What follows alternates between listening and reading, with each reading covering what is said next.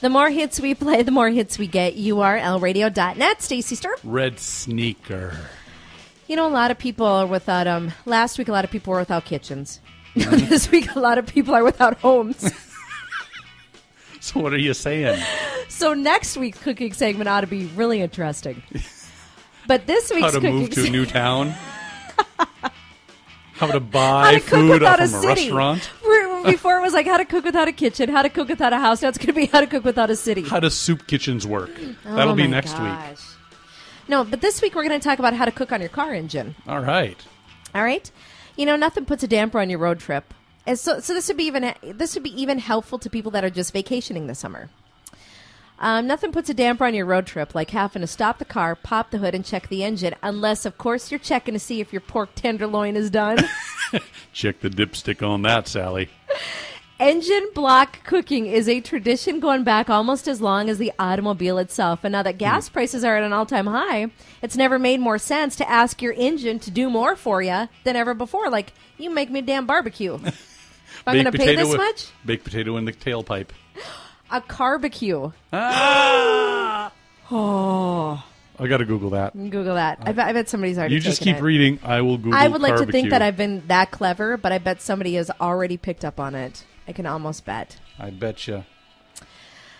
So here are steps to cooking on your car engine. Carbecue.com. Oh, see? Dang it. And it's what to make on your car engine. Dang. That's exactly what it is. It's like recipes No way. and videos.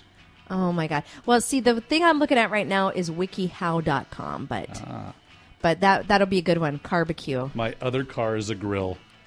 Isn't that great? That's awesome. So anyway. Okay, so here's step one. You have to plan the right meal for the right trip. If you're not going to be taking a trip anyway, engine block cooking is probably the most expensive way to cook anything.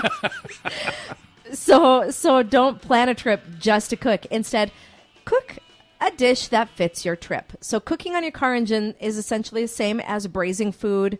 Cooking times are generally a bit longer than in a conventional oven and shorter than in a slow cooker.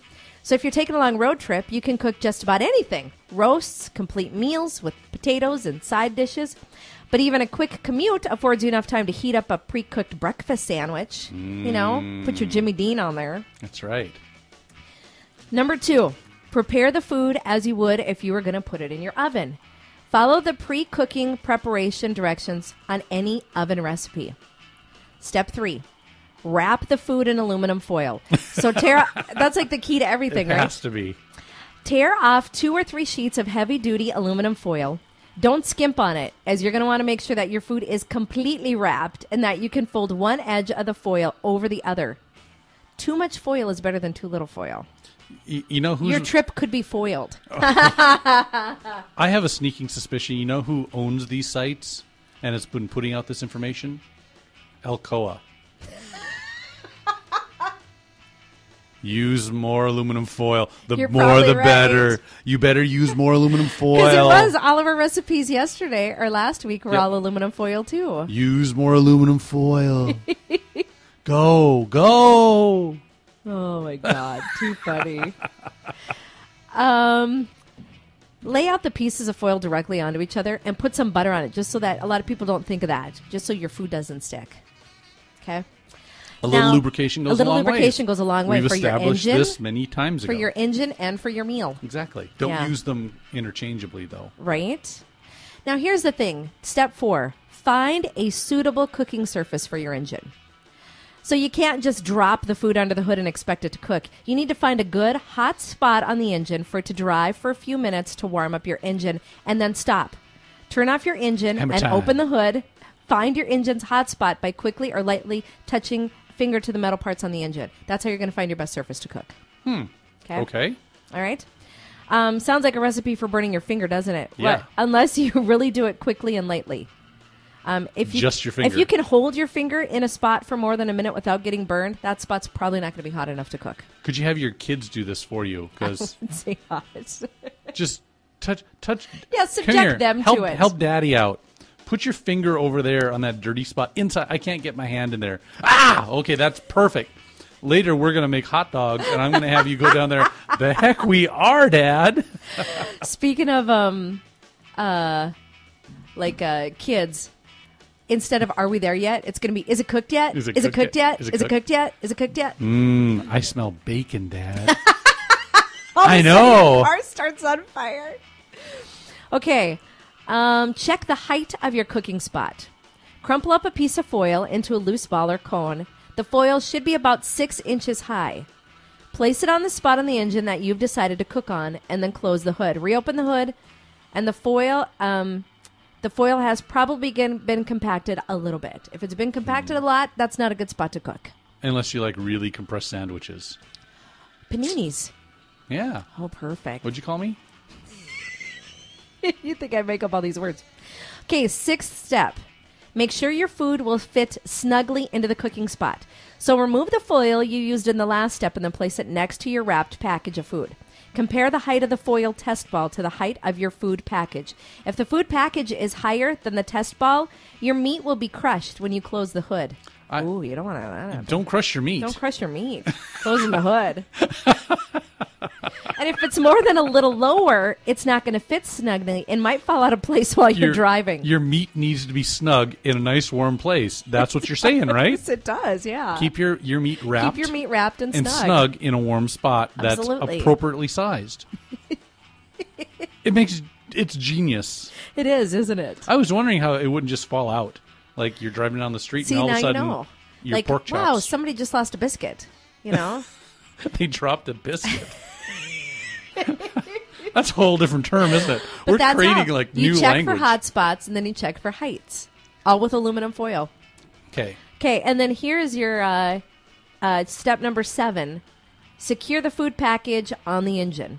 So assuming the package is not too high to fit in the cooking area, place it on the engine. If it were lower than the test ball, crumple up a little foil to lay it on top of the package. You don't want the food moving from side to side either. More foil. So if it's too low, add more foil. You got to put some more foil on top of it just so it fits snugly there. Alcoa, I'm telling you. I know. Conspiracy. And avoid, of course, placing it near moving parts.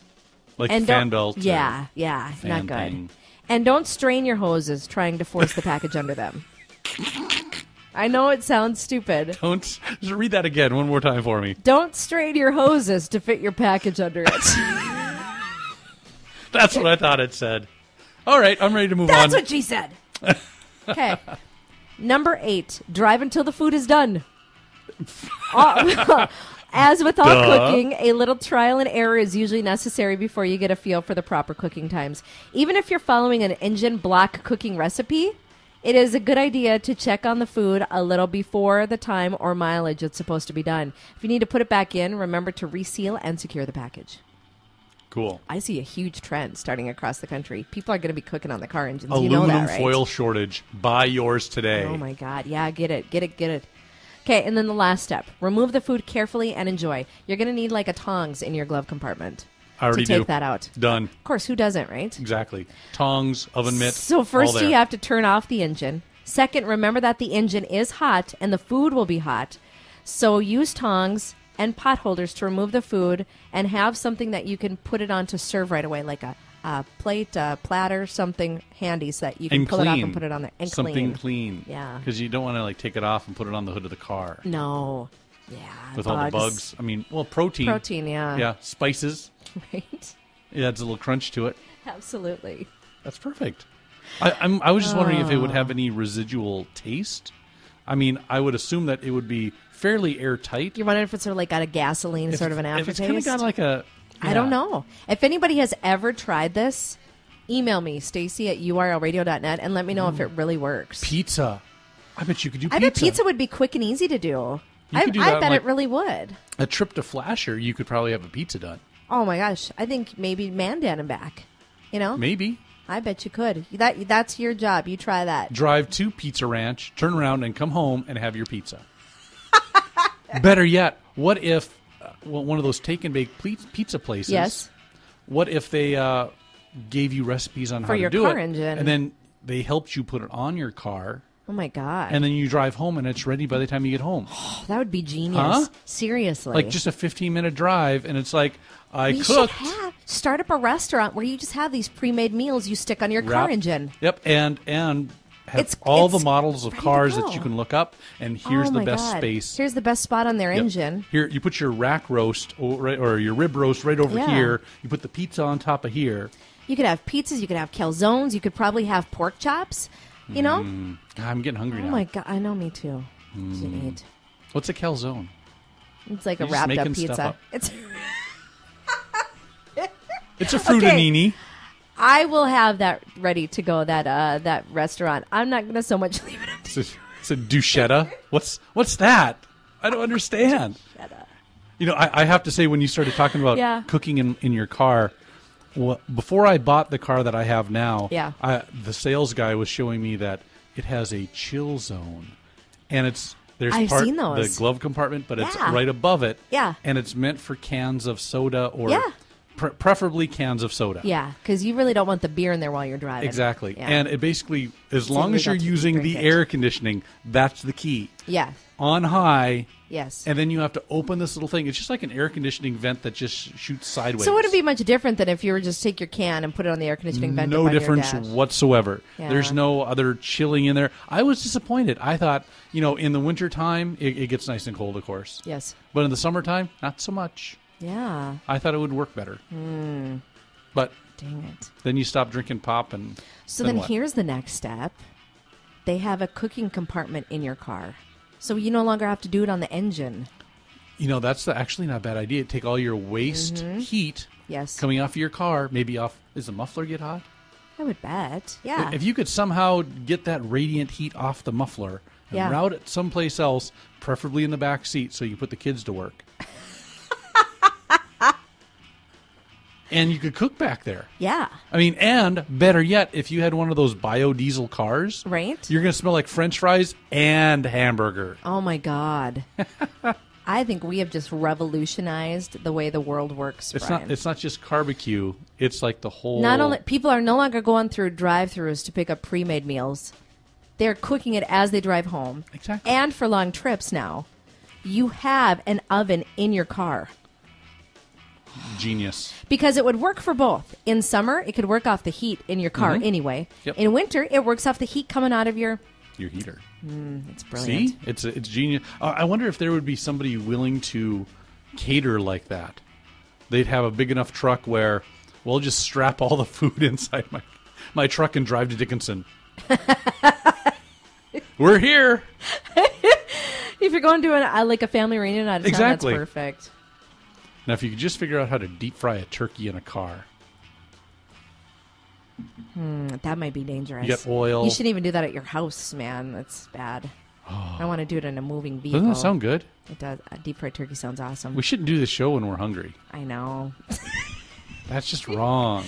You're gonna have to give me this Carbecue.com. Yep, Carbecue.com. Check out those recipes. Yeah. Seriously, I want to start. I want to start a revolution. I'm going to. I'm going to stick a banana in the tailpipe and drive around and see what happens. I know exactly what happened if you do that. You're gonna die. Oh, Nothing God. strange there. Right?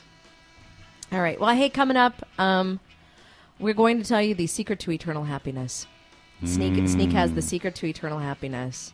I don't give this away for free, you know. Of course not. No. So we're actually going to charge 99 cents, but You know what? If Yeah. people go and find those United We Stand T-shirts and buy one of those, Yes. that will be payment for Okay. eternal life of happiness. okay. So you got to do right now. Once we give the secret to you now, everybody listening has to buy this T-shirt. So you get eternal happiness for $15. Been there, done that, bought the T-shirt. And also, if there's anything you want to hear today, email me, Stacy at urlradio.net. That's STACY at urlradio.net.